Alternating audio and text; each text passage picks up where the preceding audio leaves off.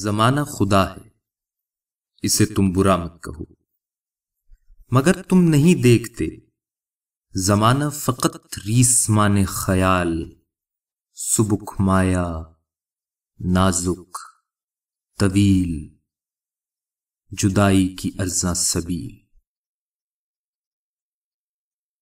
وہ صبحیں جو لاکھوں برس پیشتر تھیں، وہ شامیں جو لاکھوں برس بعد ہوں گی، انہیں تم نہیں دیکھتے، دیکھ سکتے نہیں کہ موجود ہیں، اب بھی موجود ہیں وہ کہیں، مگر یہ نگاہوں کے آگے جو رسی تنی ہے، اسے دیکھ سکتے ہو اور دیکھتے ہو کہ یہ وہ عدم ہے جسے ہست ہونے میں مدت لگے گی۔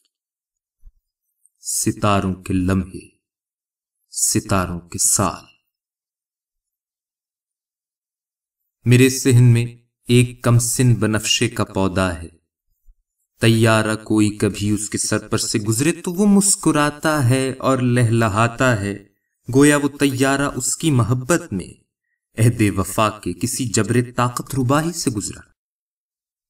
وہ خوش اعتمادی سے کہتا ہے، لو دیکھو کیسے اسی ایک رسی کے دونوں کناروں سے ہم تم بندھے ہیں، یہ رسی نہ ہو تو کہاں ہم میں تم میں ہو پیدا یہ راہ وصال۔